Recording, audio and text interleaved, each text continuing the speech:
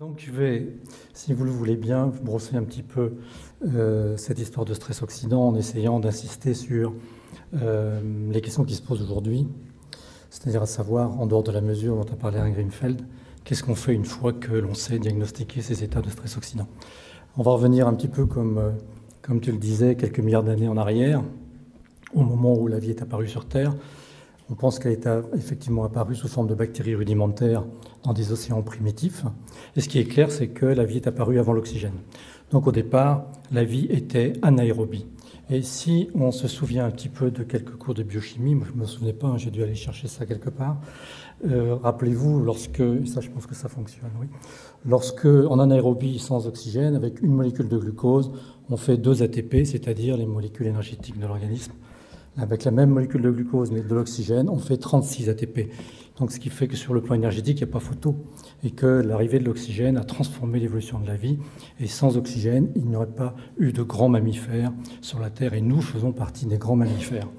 Et on va imaginer un seul instant, juste quelques secondes, vous allez voir pourquoi, que l'oxygène ne soit pas apparu sur la Terre. Et voilà à quoi nous aurions ressemblé, probablement. Et donc voilà l'audience que j'aurai devant moi. Enfin, je ressemblerai aussi un petit peu à ça de toute façon. Ça, ce sont des créatures qui vivent au fond des abysses, au fond des océans. Et l'oxygène a permis de développer des grands mammifères. Et voilà un petit peu le résultat que ça a donné. On a quand même fait un bond en avant. Et à propos de cette tortue, il y avait eu, il y a 3 ou 4 ans, je crois, un article dans Science qui avait créé un peu l'émoi de la communauté scientifique et qui disait que ces animaux avaient des membranes cellulaires très riches en acides gras saturés. Alors j'avais reçu pas mal de mal à l'époque, on me disait mais vous nous racontez sans cesse l'intérêt des acides gras polyinsaturés. Et voilà des animaux qui sont bourrés d'acides gras saturés et qui vivent plus longtemps. Donc qu'est-ce que c'est que cette histoire? Je vous donnerai le résultat de l'énigme dans quelques instants. Et finalement, si on avait fait un bond en termes de volume, en termes d'esthétique, on n'avait pas vraiment amélioré les choses, enfin, je trouve. Et finalement, la vie a abouti à ça, ce qui, sur un plan esthétique, c'est vrai, est quand même une réussite certaine. Mais ce que la vie a amené aussi, c'est une autre molécule que vous allez peut-être reconnaître. Ce sont justement ces fameux acides gras polyinsaturés, donc ces oméga 3. Et là, pour ce qui nous concerne, nos membranes cellulaires sont particulièrement riches en acides gras polyinsaturés. Alors c'est quoi la différence avec la tortue? C'est que les acides gras saturés, c'est un petit peu comme des colliers de perles avec beaucoup de perles serrées les unes contre les autres, ils sont saturés. Donc ça donne des colliers très rigides. Et puis nous avons au contraire des colliers avec très peu de perles et beaucoup de ficelles, et donc beaucoup de liaisons chimiques et donc beaucoup d'électrons. Or, les radicaux libres dont parlait Alain Greenfeld tout à l'heure sont friands de ces électrons et vont attaquer très facilement ces acides gras polyinsaturés, ce qui fait que nos membranes cellulaires sont extrêmement fragiles vis-à-vis de ces radicaux libres. Et si les tortues vivent plus longtemps, c'est que leurs acides gras saturés forment en quelque sorte une espèce de barrière protectrice de leurs cellules, alors que nous, malheureusement, nos cellules sont des victimes privilégiées de ces radicaux libres qui vont en quelque sorte se goinfrer d'électrons, d'acides gras polyinsaturés. Et c'est le prix qu'on paye à avoir des acides gras polyinsaturés, mais d'un autre côté, on y a gagné beaucoup, et on y a gagné en intelligence parce que ces acides gras ont fait que nos membranes cellulaires sont particulièrement souples et permettent des passages d'informations d'une cellule à l'autre ou d'une cellule à son milieu extérieur. Puis surtout, ça permet à nos cellules circulantes d'aller dans des petits tuyaux beaucoup plus fins que leur propre diamètre, et donc d'amener de l'oxygène dans des coins très reculés loin de la pompe cardiaque. Mais aussi, ça permet, en particulier au niveau cérébral, des connexions importantes. Et c'est tout la neuroplasticité qui, comme vous le savez, ne s'arrête pas et continue jusqu'à la fin de la vie. Et ça a donné finalement une autre espèce qui est devenue intelligente. Alors, je reconnais que c'est un modèle assez réussi, mais je vous rassure, surtout messieurs, au niveau d'oxydation, c'est pareil que les autres, ça s'oxyde de la même façon. Et avec plus de 5 cafés par jour, je pense qu'il ne fera pas le malin très longtemps. 5 cafés, ça commence à être toxique. Donc, alors, la vie ayant fait beaucoup en termes d'intelligence, mais aussi d'esthétique, elle n'a pas oublié aussi ce type de modèle. Il est clair que cette présentation est disponible pour tous ceux qui voudraient l'avoir à la fin sur simple demande. Mais ce que surtout a amené l'évolution, c'est ça, c'est-à-dire une grande diversité de formes, de couleurs, de cultures. Et c'est ça la grande richesse de l'humanité. Alors si je vous ai montré cet oxygène et ces oméga-3? C'est parce que finalement là, on a deux acteurs extraordinaires du stress oxydant, puisque pour qu'il y ait oxydation, il faut qu'il y ait à la fois des agents oxydants, c'est-à-dire avec l'oxygène, on est bien servi, car c'est évidemment très oxydant. Et puis, il faut des substrats oxydables. Et là, malheureusement, nos membranes cellulaires sont particulièrement riches en substrats oxydables, mais il n'y a pas que ça. Et puis, il y a un troisième acteur qui n'est pas sur cette diapositive et qui vient entre les deux. Et ce sont évidemment les antioxydants, car la nature, heureusement, a prévu la parade à cette toxicité de l'oxygène avec des antioxydants à la fois exogènes, mais aussi endogènes qu'on est capable de synthétiser. Et finalement, ce sont les antidotes à la toxicité de l'oxygène. Et s'il n'y avait pas les antioxydants, eh bien, la vie, tout simplement, n'aurait pas été possible avec de l'oxygène.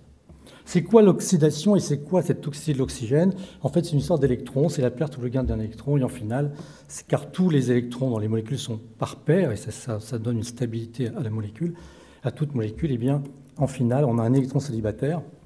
Et cet électron célibataire fait que la molécule devient extrêmement agressive sur le plan chimique parce qu'elle n'aura de cesse que de récupérer un électron quelque part pour retrouver sa paire d'électrons. Et alors, on comprend facilement que, par exemple, pour ce qui est de l'oxygène, il faut vraiment se rappeler que 90% de l'oxygène qu'on respire arrive dans nos mitochondries, dans nos centrales énergétiques, là où on va fabriquer l'ATP dont je parlais tout à l'heure. Ces mitochondries n'étant d'ailleurs que le reliquat des bactéries primitives dont je parlais tout à l'heure, qui, lorsque l'oxygène est arrivé dans les océans primitifs, ont dû se barder de systèmes antioxydants absolument extraordinaires pour survivre, eh bien, les premières cellules qui se sont développées ont phagocyté ces bactéries primitives, et ce sont aujourd'hui nos mitochondries qui sont le reliquat de ces bactéries. C'est pour ça que les mitochondries ressemblent quelque peu à des bactéries. Eh bien, dans nos mitochondries, 90% de l'oxygène arrive là, et pour fabriquer de l'ATP, la molécule d'oxygène va devoir capter en quelque sorte 4 électrons. Mais quand la molécule d'oxygène capte un électron, eh bien, ça donne ce truc-là qui s'appelle l'anion superoxyde. Et là commencent les dégâts oxydatifs, puisque là, on a le premier radical libre de l'organisme. Mais cet anion superoxyde est pris en charge par un antioxydant majeur qui est la superoxyde dismutase. Ça donne un produit qui apparaît comme ça stable, mais en fait qui, réagissant avec le fer, c'est la fameuse réaction de Fenton, va donner un vrai killer qui s'appelle le radical hydroxyle, et c'est lui qui va faire les plus grands dégâts. Ça veut dire aussi que le fer est sous haute surveillance dans l'organisme, car il n'y a pas de réaction de ce type-là sans l'intervention du fer. Et donc le fer libre est extrêmement toxique, c'est la raison pour laquelle il est sous très haute surveillance dans l'organisme. Alors on a beaucoup de radicaux libres, et là je vais passer très rapidement, on a des vrais radicaux libres parce qu'ils n'ont qu'un électron. Excusez-moi, j'étais sûr que j'allais faire une bêtise. On a des radicaux libres parce qu'on les signifie par ce petit moins qui se balade, ce petit point qui se balade, mais on a aussi des molécules qui, sans être radicalaires, vont donner lieu à des radicaux libres. On a déjà parlé de celui-là, mais aussi l'ozone. Et l'ozone, que vous connaissez bien, alors il y a l'ozone tout en haut qui nous protège des rayons, et c'est le fameux bouclier, mais on a aussi une ozone au niveau atmosphérique qui est très, très toxique parce que c'est une molécule triangulaire avec 3 oxygènes à chaque sommet et qui est extrêmement instable et qui, dès qu'elle va être agressée par quelque chose, va libérer des quantités importantes de radicaux libres. Donc en fait, vous avez bien compris que si le radical libre prend un électron quelque part, eh bien, il va le prendre à une molécule qui forcément va perdre un électron, et on a là finalement une réaction en chaîne qui est potentiellement dévastatrice, puisque la molécule à qui le radical libre va prendre un électron va devenir elle-même radicalaire et va devoir à son tour chercher un électron dans une molécule voisine. Et ce qui fait que dans l'organisme, en fait, ces radicaux libres vont agresser à peu près tous nos constituants, les lipides, les protéines, les acides nucléiques, l'ADN. Et ici, les lipides, puisque nos membranes cellulaires sont particulièrement riches en lipides et en lipides oxydables, les oméga-3, les acides gras polyinsaturés, eh bien, si la vitamine E, qui est la vitamine antioxydante liposoluble de référence, si elle est dépassée, et donc si elle s'oxyde parce qu'elle va capter des radicaux libres, eh bien, on va assister à une oxydation des lipides de la membrane et à des dommages de la membrane cellulaire. Au niveau des protéines, on va avoir une atteinte oxydative à la fois des protéines de structure, mais aussi des protéines fonctionnelles. Au niveau de l'ADN, on peut avoir des altérations d'expression de gènes, mais aussi des mutations et des cassures de bandes d'ADN qui sont le démarrage du processus du cancer. N'oublions pas que les antioxydants dont vous entendez parler, ici par exemple la vitamine E, qui est le tocophérol, en fait c'est une famille en fait, de vitamines, les vitamines E, il y a plusieurs vitamines E, et bien ce tocophérol qui est la vitamine E dans nos membranes cellulaires qui protège nos lipides de l'oxydation, eh bien, quand elle va donner un électron à un radical libre pour l'annihiler, elle-même va en perdre un et elle va donc passer sous sa forme radicalaire, radical tocophéryl, qui est extrêmement toxique, puisque ce radical tocophéryl va agresser à son tour d'autres substrats, et en particulier les lipides. Mais comme la nature est bien faite, c'est la vitamine C, l'acide ascorbique, qui va récupérer ce radical tocophéryl, lui donner un électron et retransformer le radical tocophéryl en tocophérol. Et le tocophérol va de nouveau pouvoir capter un autre radical libre. Mais à ce moment-là, la vitamine C elle-même redevient radicalaire et ce radical ascorbyle, forme oxydée de la vitamine C, est également toxique. Et c'est un autre système qui s'appelle le glutathion qui va arrêter la chaîne. Donc vous voyez que c'est en fait toute une chaîne. S'il y a une chaîne de destruction oxydative avec cette chasse à l'électron, il y a aussi une chaîne vertueuse dans l'autre sens, et que tous ces antioxydants, en fait, fonctionnent ensemble. C'est la raison pour laquelle il est extrêmement dangereux de ne donner qu'un antioxydant ou deux antioxydants. Il faut toujours préférer des cocktails multiples. Et donc, finalement, l'agression oxydative de ces antioxydants, si elle n'est pas compensée elle-même par d'autres antioxydants, va créer des démarrages de chaînes à distance. Alors, dans quelles circonstances en médecine on rencontre ce phénomène de stress oxydant? C'est très ubiquitaire. Et on le rencontre dans un grand nombre de maladies. Et j'ai cité ici 2 maladies pour lesquelles on sait que le stress oxydant est en partie la cause, la dégénérescence maculaire liée à l'âge, mais là je laisserai le Dr Guigui en parler tout à l'heure, il en parlera mieux que moi. Et puis une autre maladie de la peau, qui vous savez qu'il y a la perte de coloration de la peau par mort du mélanocyte qui fabrique la mélanine. On sait que dans le vitiligo, les mélanocytes meurent par stress oxydatif. On ne connaît pas la cause stress oxydatif, mais ils meurent de stress oxydatif. Et puis ensuite, vous avez là tout un paquet de pathologies au cours desquelles on sait que le stress oxydatif joue un rôle important, les pathologies cardiovasculaires, métaboliques avec le diabète, les maladies infectieuses en particulier chroniques comme le sida ou les hépatites C, et les maladies bien sûr neurodégénératives. Toutes les maladies neurodégénératives sont concernées par le stress oxydant. Il y a aussi des thérapeutiques qui sont pro-oxydantes, pour certaines par leur mode d'action, comme les radiothérapies des cancers, qui agissent par oxydation et qui tuent les cellules cancéreuses par oxydation. Et puis on a un autre chapitre qui est très intéressant, qui est celui de la prévention. Mais le professeur Jandel vous en dira un peu plus tout à l'heure sur la prévention. Mais on a pas mal d'études, en particulier l'étude Suvimax, qui nous ont montré que la prise en charge du stress oxydant par des antioxydants protégeait les patients, en particulier dans l'étude Suvimax les hommes, du cancer et de la mort, toutes causes confondues. Alors en gros, et Alain Grimfeld a parlé tout à l'heure très justement d'une balance, c'est probablement l'image la plus ludique et la plus triviale du stress oxydant, mais elle a quand même un intérêt, parce que c'est vrai que c'est finalement le déséquilibre de cette balance, donc cette rupture de l'homéostasie entre une production de radicaux libres, ici, espèce active d'oxygène, et nos défenses antioxydantes. Et on comprend qu'on peut se retrouver dans cette position, d'abord parce qu'on manque d'antioxydants. Et c'est une des causes évidemment essentielles. Et comme on sait que les antioxydants sont surtout apportés par notre alimentation, en tout cas les antioxydants exogènes, et en particulier les fruits et légumes, et vous avez bien sûr tous connaissance des 5 portions de fruits et légumes par jour, c'est clair que si on baisse un peu la garde et si on n'apporte pas assez d'antioxydants dans l'alimentation, on va se retrouver dans cette situation-là. Mais on peut imaginer que à apport d'antioxydants à peu près normaux, on peut se retrouver dans cette position parce qu'on a une hyperproduction de radicaux libres, de molécules toxiques. Et là, de nombreuses circonstances, de nombreuses situations font qu'on peut se retrouver en hyperproduction de ces molécules toxiques et que ces situations d'ailleurs se cumulent. Alors, il y en a qui sont hyper classiques, comme le tabagisme, qui apporte directement des radicaux libres pour la combustion de la cigarette. Il y a aussi le sport de très haut niveau, parce qu'il y a une consommation d'oxygène importante et un exercice physique au-delà de la norme.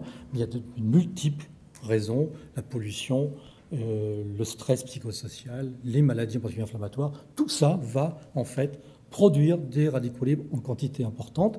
Et à apport en antioxydants qui apparaissent normaux, on se retrouve quand même dans cette position. L'intérêt de ce schéma, c'est que ici, finalement, le différentiel entre les deux plateaux, c'est la quantité de stress oxydatif. Et on peut dire que, finalement, quand on est dans cette position, eh bien, on expose notre organisme à une attaque de ces constituants par ces radicaux libres qui ne sont plus jugulés par des défenses antioxydantes insuffisantes. La nature, heureusement, a tout prévu, je vous l'ai déjà dit tout à l'heure, les antioxydants exogènes, mais en dehors de ces antioxydants exogènes apportés par l'alimentation, il y a toute une série d'antioxydants qu'on appelle endogènes, synthétisés par nos cellules à la demande. Elles ont leur propre arsenal antioxydant de manière à pouvoir se défendre, et là c'est un peu plus compliqué. Mais le stress oxydatif signe toujours la victoire des radicaux libres face à des défenses antioxydantes insuffisantes ou affaiblies. Alors finalement, quoi? Qu'est-ce qu'on fait avec ça? Une fois qu'on connaît ça, une fois qu'on qu'on sait que ça existe, qu'est-ce que l'on peut faire? Et la grande question qui se pose aujourd'hui, c'est finalement pourquoi doit-on et pourquoi peut-on s'intéresser au stress oxydant de nos patients? En fait, le problème du stress oxydant, vous l'avez vu avec l'histoire de la balance, ne se résume pas à une histoire nutritionnelle. Et si c'était le cas, il n'y aurait pas autant d'équipes dans le monde qui s'intéressent à ces sujets. C'est un des sujets les plus publiés au monde aujourd'hui. Et tout simplement parce qu'il existe un grand faisceau d'arguments et beaucoup d'études convergent et montrent que le stress oxydant est un facteur péjoratif dans la genèse, là on fait de la prévention, dans l'évolution et l'aggravation de nombreuses pathologies. On a à disposition ces études.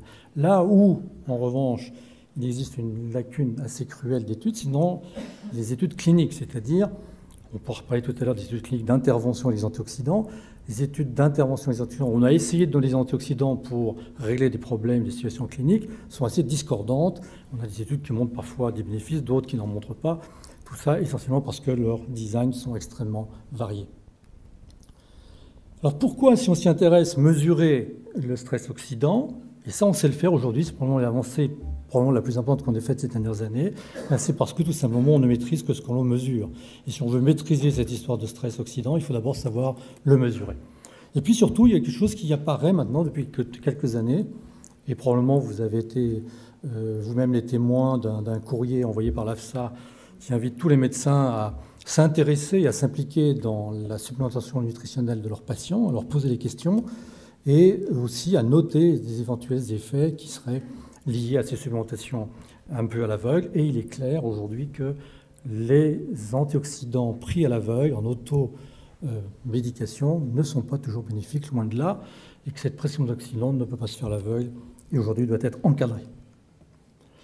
Alors ils ont dit, plutôt que de vous faire une revue de la littérature, ce qui est très compliqué, je vous quelques extraits de choses extrêmement intéressantes. Il s'agit de quelqu'un de l'unité INSERM qui travaille sur la génétique et la biologie des cancers, qui dit, de façon intéressante, traitement antioxydant à long terme réduit l'angiogénèse, restaure le taux d'insuline à un niveau normal, prévient le vieillissement. Les effets du traitement antioxydant sont donc la preuve du rôle d'ardicolibre de l'angiogénèse et de l'insuline dans la longévité. C'est très récent et ça arrive à un moment donné où certains ont commencé à remettre un peu en cause la théorie radicalaire du vieillissement. En fait, cette théorie est toujours valable, même si elle date des années 1950. Le stress oxydant est un des moteurs de vieillissement et si nous vieillissons, c'est parce que nous nous oxydons. Une autre unité qui travaille là sur des modèles animaux de diabète nous dit que chez les souris diabétiques, les altérations mitochondriales des cellules musculaires lisses ne précèdent pas le développement de l'insulinórésistance, mais sont plutôt la conséquence d'un stress oxydant musculaire associé à l'hyperglycémie et l'hyperlipidémie, et que l'induction in vitro de radicaux libres par du glucose ou des lipides altère la densité, la fonction mitochondriale dans des cellules musculaires en culture, et surtout que ces effets sont restaurés par un traitement antioxydant.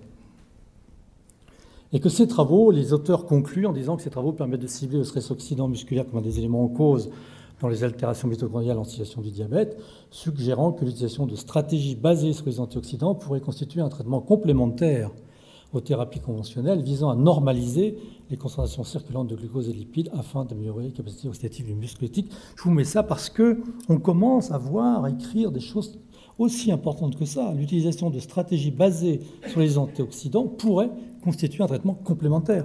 On n'est pas là pour se substituer au traitement classique des maladies. On ne traitera jamais des maladies, en tout cas on n'y est pas encore avec des antioxydants, ça n'existe pas.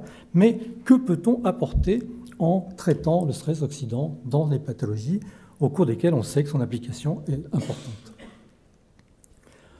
Là, je vous ai simplement cité parce qu'on est dans une période où on est un petit peu, évidemment, préoccupé par une épidémie virale. Les personnes ayant un régime équilibré et diversifié, incluant toutes les vitamines et minéraux, seront mieux préparées pour se battre contre les micro-organismes. Elles auront aussi une réponse optimale à la vaccination de la grippe, ce qui n'est pas le cas des personnes carencées. Pour ces dernières, on peut recourir à une supplémentation car la correction de ces carences en micronutriments permet de restaurer la réponse immunitaire. Je vous ai mis cette petite citation parce que stress, oxydant et immunité sont très liés. Et les gens qui ont des stress oxydatifs très élevés n'ont pas une immunité au top. Et c'est très important de réparer ces dégâts oxydatifs lorsqu'on veut avoir une réponse immunitaire importante. Enfin, si on regarde ce qu'écrit la Haute Autorité de Santé dans un sujet particulier qui est l'évaluation et l'amélioration des pratiques chirurgicales de l'obésité, Je sais que dans la salle, il y a beaucoup de spécialistes du sujet. Critère numéro 5, réalisation d'un bilan nutritionnel et vitaminique préopératoire. Donc on est tout près du bilan dit de stress oxydatif dont je parlerai un petit peu plus tard. Critère numéro 11, prescription d'une supplémentation en vitamines, minéraux, oligo-éléments après chirurgie malabsorptive. Systématique dans la durée ne peut être précisée à vie par défaut. Et c'est bien ça qui nous pose problème, et vous allez voir un petit peu plus loin, c'est ces histoires de supplémentation au long cours. Donc finalement, tout converge vers une constatation qui un peu s'impose à nous de plus en plus, que finalement cette histoire de stress oxydant et d'antioxydants, c'est sûrement pas banal. C'est une vraie démarche médicale qui impose un diagnostic, qui impose une prise en charge, qui impose des contrôles et qui impose un suivi. Et donc, de facto, l'implication du corps médical. Alors je vais vous montrer un petit peu notre expérience maintenant sur une population du tout venant, où on a commencé effectivement à faire des diagnostics précis de l'état de stress oxydant des patients.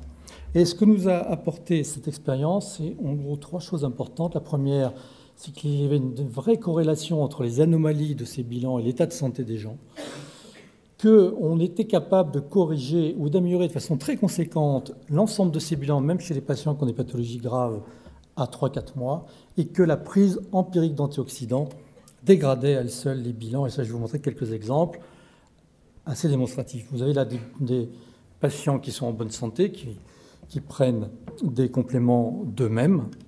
Ces produits sont en vente libre, bien sûr. Et là, on voit tout de suite les gens qui prennent de la vitamine E. La norme du labo est de 8 à 15. Quand vous êtes à 25, 24, 27, le temps, ce sont des gens qui prennent de la vitamine E. Prenant de la vitamine E, ça ne les empêche pas d'oxyder leur glutathion de façon importante. Et là, surtout, vous voyez, d'augmenter leur taux de LDL oxydé, alors qu'ils sont en bonne santé. Et tout simplement parce qu'ils prennent de la vitamine E. Et c'est le schéma de tout à l'heure, cette vitamine E qui n'est pas protégée par la vitamine C, qui se retrouve un peu en défaut par rapport à une vitamine E élevée. Mais cette vitamine E, si un stress oxydatif va s'oxyder dans les membranes cellulaires, elle va oxyder les lipides et ensuite, en finale, on va avoir une oxydation des LDL. Et ce taux de LDL oxydé, d'abord c'est avec les LDL oxydés qu'on fait la plaque d'athérome, c'est pas avec les LDL, c'est avec les LDL oxydés. Et ce taux de LDL oxydé est un marqueur corrélé au risque coronarien. Donc en voulant se faire du bien, en prenant de la vitamine E, en se protégeant, eh bien, on oxyde des LDL. Pour ce qui est des oméga-3, je vous ai dit tout à l'heure que c'était évidemment des molécules extrêmement oxydables, puisque ce sont des acides gras polyinsaturés. Eh bien voilà des gens qui prennent des oméga-3, qui sont en parfaite santé, qui n'ont pas de problème, et qui, malgré tout, en tout cas au moins pour l'un, alors tous les deux oxydent leur glutathion, et pour l'un d'eux, va augmenter son taux de LDL oxydé en prenant des oméga-3. Les oméga-3 s'oxydent très facilement, il ne faut pas prendre des oméga-3 tout seul, il faut les prendre avec des antioxydants pour les protéger de l'oxydation. Et même parfois, ils sont déjà oxydés dans la gélule. C'est pour vous dire leur fragilité. Alors, la deuxième information, c'était effectivement de s'apercevoir que l'on pouvait améliorer cet état. Mais ce qu'on améliore pour le moment sont des bilans biologiques, bien sûr. Alors, comment ça se passe? Alors évidemment, quand on a systématiquement, au bout de 4-5 mois, vérifié les bilans des patients que nous avions vus, ça c'est la courbe rouge, c'est avant. Et la bleue, c'est après. Alors évidemment, quand ils avaient des taux de vitamine C bas, on leur donnait des conseils nutritionnels pour enrichir leur alimentation en aliments riches en vitamine C. Et de temps en temps, on leur donnait une supplémentation en vitamine C. Alors évidemment, ça c'est pas un scoop, je ne serai pas là pour ça. On a augmenté le taux. Mais je ne vous montre pas tous les marqueurs, je vous montre simplement le dernier, parce que c'est cette courbe qui nous a fait continuer. Et probablement, si on n'avait pas eu ce résultat, je ne serais pas là ce soir. Le taux de LDL oxydé avant et le taux de LDL oxydé après. Et là, on montrait qu'avec finalement des stratégies relativement simples, eh bien, on était capable d'agir sur un marqueur fondamental, terminal de l'oxydation des lipides, que sont ces marqueurs de lipides, de LDL oxydé. Alors, on a travaillé beaucoup sur le diagnostic de stress oxydant et surtout, on a essayé de savoir quels étaient les marqueurs pertinents, que ce sont des marqueurs relativement chers, difficiles à faire, qui ne sont pas des marqueurs de routine. Ça n'est réservé aujourd'hui qu'à quelques services hospitaliers de pointu. Et on a travaillé beaucoup sur ces marqueurs. Et vous avez la publication dans le petit dossier qu'on vous a remis. Et on a essayé surtout de garder des marqueurs qui nous donnaient une information. Soit qui nous donnaient une information diagnostique sur l'existence ou pas d'un stress oxydant, soit des marqueurs qui nous orientaient notre démarche thérapeutique, qui nous aidaient en quelque sorte à agir. On s'est aperçu qu'un certain nombre de marqueurs avaient des taux de pertinence très élevés, autour de 90 à 100%, comme le glutathion, GSH, glutathion réduit, glutathion oxydé, GSSG, et les thiols, qui sont des marqueurs très très forts de stress oxydant. Et puis on a éliminé des marqueurs qui avaient des taux de pertinence bas, des taux de pertinence autour de 20%, comme le coenzyme Q10 ou la superoxyde dismutase. Ça ne veut pas dire que ces produits-là ne sont pas intéressants, ça ne veut pas dire qu'ils ne sont pas des antioxydants intéressants, mais en termes de marqueurs de stress oxydif, ils n'ont aucun intérêt. Donc c'est inutile d'aller doser le Q10 ou d'aller doser la SOD, et ça se fait pourtant couramment. Ça n'a aucun intérêt, ce n'est pas avec un taux de SOD que vous pouvez faire un diagnostic de stress oxydant. Et on s'est aperçu que finalement, les écarts que l'on voyait par rapport aux normes de certains de ces marqueurs n'avaient pas la même responsabilité dans le diagnostic du stress oxydant. Une variation d'un taux de vitamine C n'a pas la même responsabilité que la variation d'un taux de thiol ou d'un glutathion oxydé. Et aussi, et c'est ce que montre la publication que je vous ai laissée, c'est que les anomalies de certains marqueurs étaient prédictives d'anomalies d'autres marqueurs. Ça montre que tout ça est bien lié et que c'est en fait tout ça une chaîne en fait de réactions. Alors, je vais vous montrer tout de suite à quoi ressemble un bilan de stress oxydant. Ici, vous avez tous les marqueurs qui sont utilisés. Ça sera peut-être un peu petit pour vous au fond. En gros, ici, il y a le statut antioxydant avec les vitamines essentielles antioxydantes, que sont les vitamines C, les deux vitamines E importantes, alpha, gamma, tocopherol, la vitamine A, qui n'apparaît pas là-dessus, mais que l'on dose également. Et puis, sélénium, cuivre, zinc, qui sont les trois oligo-éléments importants. Ici, vous retrouvez glutathion réduit oxydé et les thiols. L'acide urique est un antioxydant naturel de l'organisme, enfin qui a un pouvoir antioxydant sans être un vrai antioxydant. Mais évidemment, quand on en a trop, c'est embêtant parce que ça donne la goutte et un risque cardiovasculaire. Mais quand on n'en a pas assez, on manque d'un antioxydant assez naturel de l'organisme. Et puis aussi des marqueurs terminaux de l'oxydation. On peut doser les LDL oxydés. Il y a des débats autour de l'intérêt des LDL oxydés en termes de mesures biologiques. Et aujourd'hui, on dose plutôt ce qu'on appelle les MDA, malondianide plasmatique. C'est un marqueur de l'oxydation des lipides, au même titre que les T-bars. On pourrait aussi doser l'ADN oxydé, soit urinaire, qui est plus un marqueur de la réparation de l'ADN oxydé qu'un marqueur direct de l'oxydation de l'ADN. Mais on a aujourd'hui à notre disposition le moyen de doser directement par extraction de l'ADN des cellules la part oxydée de l'ADN. Ici, vous avez un score très élevé. 7,27, c'est un score très élevé. Évidemment, la normale, c'est le plus proche de 0 possible, c'est-à-dire pas de stress oxydant. Entre 0 et 3, on peut considérer que c'est normal. De 3 à 5, on est sur des stress oxydatifs moyens. Au-delà de 5, important. Au-delà de 6, 6,5 sont des stress oxydatifs majeurs, pratiquement qu'on ne rencontre que dans les cas de pathologies sérieuses. Ici, c'est une maladie de Charcot, donc c'est une maladie évidemment grave. Et surtout, une fois que vous avez ce score global qui vous donne le niveau de stress oxydant, vous avez ici la responsabilité de chacun de ces clusters, ici, les 3 items, dans la note. Et on s'aperçoit, sans lire ce que c'est évidemment celui du milieu. Alors à quoi ça correspond? Le tout premier ici, qui ne joue pas trop dans ce bilan, c'est la responsabilité d'éventuels déficits de statut antioxydant dans cette note. Et vous voyez que ça ne compte pas, donc on n'a pas ici quelqu'un qui a un stress oxydant élevé parce que c'est quelqu'un qui mange mal, c'est quelqu'un qui est malade. Et donc si on lui disait manger mieux, on ne ferait pas grand-chose pour elle. En revanche, la deuxième ici, c'est l'agression oxydative, c'est en gros, si vous voulez, quelque part, la production de radicaux libres. Et là, on est vraiment dans le cas d'une agression oxydative importante, et qui est liée à la maladie. Et ici, on a les marqueurs terminaux de l'oxydation. Donc là, on est en pleine agression oxydative, si vous voulez, qui est liée à une pathologie. Un autre exemple qui est assez intéressant parce que c'est en fait issu d'une cohorte de 50 patients dans une entreprise, donc de gens actifs, en bonne santé, sans maladie. Il y avait un seul bilan qui n'était pas normal, et un score très élevé, c'est celui-là, à 7,73. Et après information qu'on n'avait pas au moment où on a fait cette petite étude, on s'est aperçu que c'était en fait une femme qui était enceinte de 8 mois et demi. Et il est clair, c'est largement publié, que la fin de la grossesse, les dernières semaines, le dernier trimestre en particulier, est synonyme d'un stress oxydant plus ou moins élevé. Ici, très élevé, on n'est pas dans la pathologie, mais on sait que la grossesse, en fin de grossesse en tout cas, est souvent liée à un stress oxydant.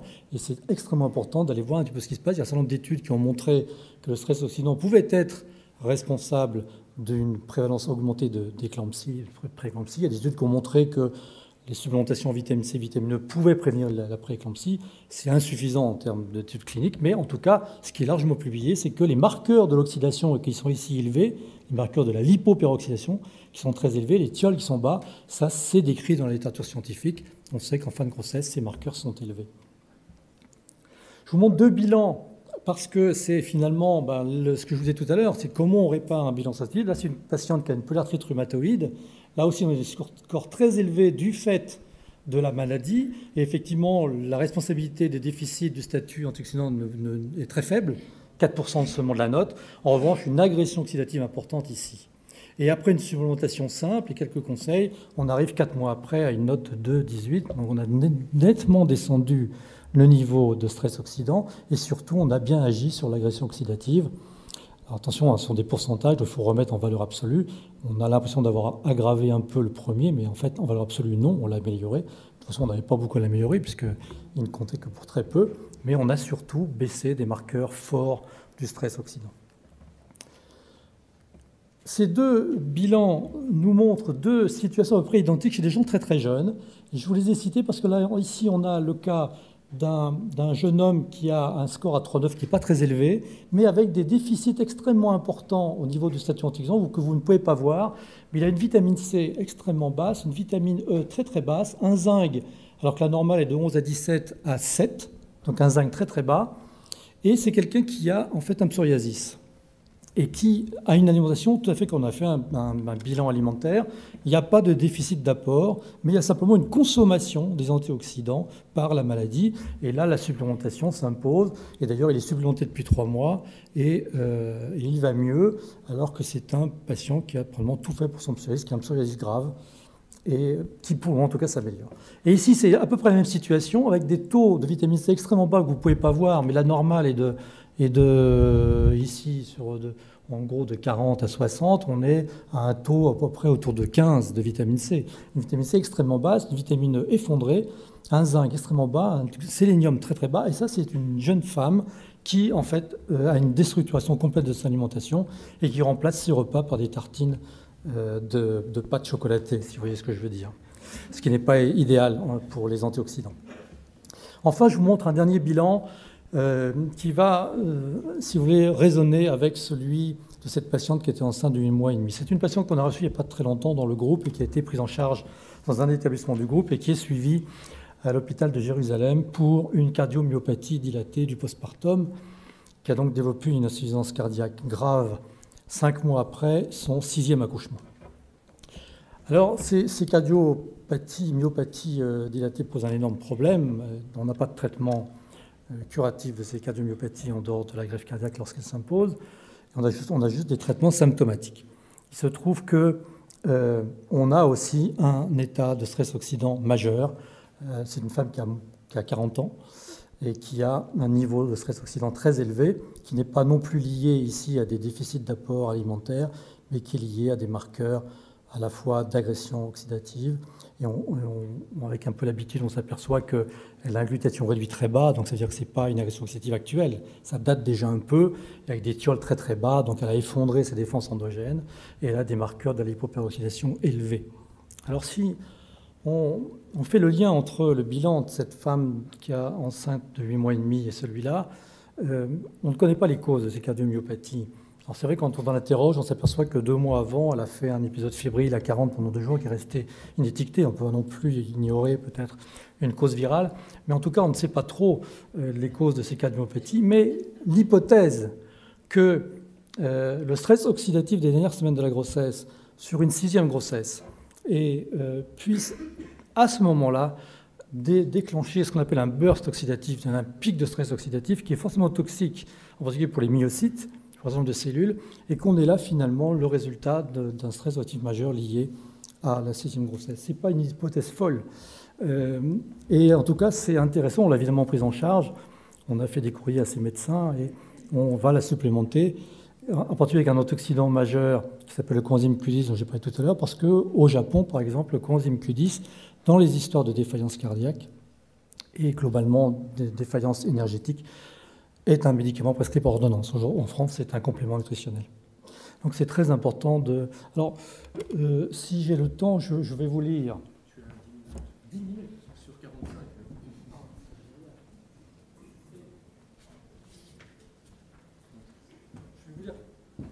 vous lire quelques extraits de publications récentes sur la surveillance cardiaque, où l'on dit, par exemple, le stress oxydant est apparu récemment comme un nouveau facteur impliqué dans la progression de l'insuffisance cardiaque. Il représente un mécanisme de toxicité cellulaire important du fait de son caractère ubiquitaire et des dommages cellulaires dont il est responsable. Un peu plus loin, les catécholamines, on parle là d'excès de catécholamines dans l'insuffisance cardiaque avec l'hyperadrénergie. Les catécholamines sont rapidement oxydées en produits radicalaires hautement réactifs. Et ce sont surtout ces métabolites, plutôt que les molécules mères, adrénaline et noradrénaline, qui sont les initiateurs de la cardiotoxicité via l'instauration d'un stress oxydant. Des études expérimentales durant lesquelles une stimulation sympathique importante conduit à une élévation soutenue de noradrénaline circulante ont permis de mettre en évidence une augmentation de la production du radical hydroxyle dont je vous ai parlé tout à l'heure. Alors que l'existence du stress oxydant au niveau du tissu cardiaque n'est plus à démontrer, le rôle de la modulation de l'état redox cardiaque dans les effets bénéfiques induits par des traitements adaptés est aujourd'hui encore mal connu. Les résultats expérimentaux obtenus avec des traitements antioxydants laissent supposer que l'amélioration de l'état redox peut être bénéfique. Cette absence de bénéfice pourrait être liée au fait, entre-temps on reparle je vous disais tout à l'heure, des effets des résultats contradictoires des études d'intervention. Cette absence de bénéfice de ces études d'intervention pourrait être liée au fait que ces essais n'ont utilisé qu'une monosupplémentation en vitamines antioxydantes, alors que ces molécules agissent surtout de façon synergique avec d'autres antioxydants. Lorsque on est en face de ce cas et qu'on connaît un petit peu cette littérature, on se demande quel argument on pourrait opposer à ne pas prendre en charge le stress oxydant de cette patiente. Vraiment, moi, je n'en ai pas. Je voudrais aussi vous montrer, juste pour terminer, une petite étude qu'on a faite sur une population. On a comparé, en comparant des populations identiques au niveau du sexe et de l'âge, une population de pharmaciens et une population de clients de ces pharmaciens, en pensant, en tout cas en imaginant assez facilement que les patients qui venaient dans les pharmacies étaient un peu moins en bonne santé que les pharmaciens qui les servaient. A priori, il est parti de ce principe.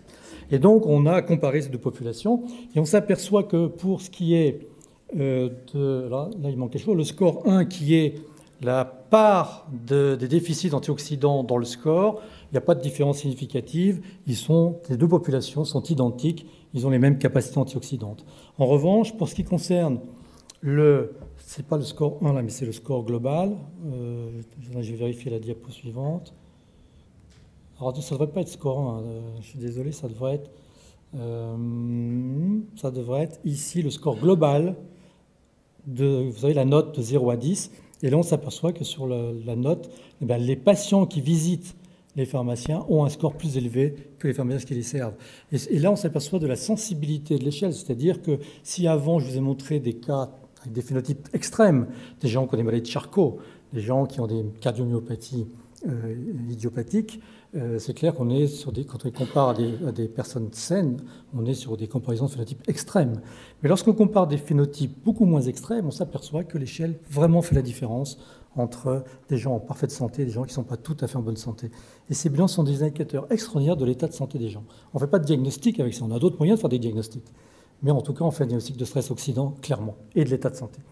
Et je voudrais vous terminer en vous montrant, mais là, on va passer très très vite, un extrait d'un travail qu'on est en train de faire où on essaie de corréler les bilans avec les situations cliniques. Là, vous avez ici les maladies neurodégénératives, les cancers, etc., etc. Et ici, une population saine.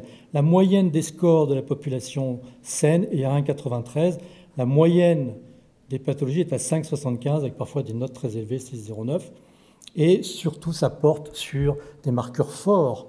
Le zinc est à égalité, la vitamine C est à égalité, mais en revanche, on a un glutathion oxydé beaucoup plus élevé chez les patients malades. On a surtout des protéines thiol extrêmement basses sur les patients porteurs de pathologie et avec des marqueurs de l'oxydation des lipides très élevés par rapport donc aux patients qui n'ont pas de pathologie. Je suis dans les temps, j'en suis vraiment très heureux. Et je vais conclure avec deux slides. Une qui vous annonce, et vous avez les documents dans le petit dossier qu'on vous a remis, qu'on a créé une association dans les 1900 à but non lucratif qui est un collège scientifique et qui a pour but de réunir tous les médecins au sein de la santé intéressés par ces sujets. Le but étant à la fois de créer un collège de gens compétents et sur lesquels on pourrait se reposer pour démarrer des essais cliniques dont on a vraiment besoin, comme le disait tout à l'heure Alain Greenfeld, et puis aussi pour divulguer à ces médecins adhérents un enseignement continu sur le stress oxydant et mettre finalement à leur intention tout le travail qu'on fait, même s'il est modeste. Je crois que toute information est importante à divulguer dans ce domaine. Donc vous avez tous les renseignements dans le petit dossier. Et enfin, je voulais vous remercier pour votre attention et je laisse la place.